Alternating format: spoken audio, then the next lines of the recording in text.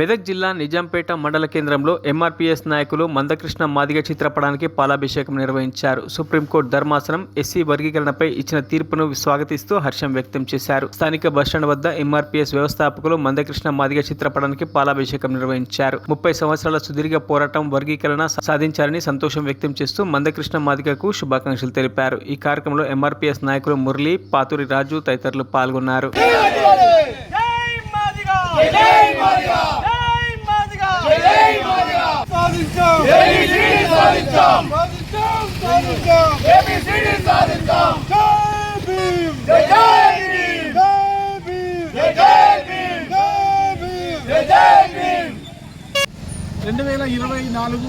August 1న ప్రత్యేకంగా SC ఎస్టీలకు ఉపకులాలకు ఇంతవరకు జరిగిన న్యాయ వ్యవస్థతోటి నానా రకాలకు ఇబ్బందులకు గురైనటువంటి వ్యవస్థ ఈరోజు కలలుగన్న మందకృష్ణ మాదిగ అన్నగారి నాయకత్వం తోటి ఈ పోరాటం వల్ల ఈరోజు ఈ వర్గీకరణ జరిగింది.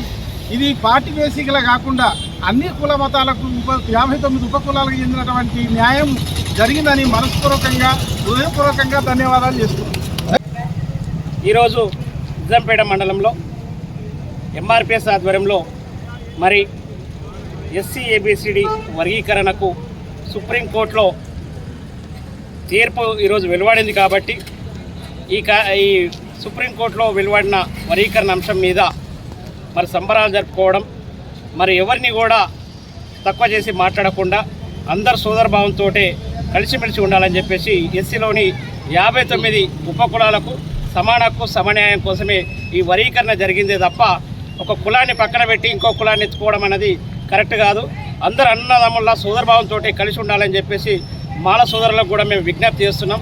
మీకు కష్టం వచ్చినా మేము అండగా నిలబడతాం, మాకు కష్టం వచ్చినా మీరు అండగా నిలబడాలని చెప్పేసి సందర్భంగా గుర్తు చేస్తున్నాం.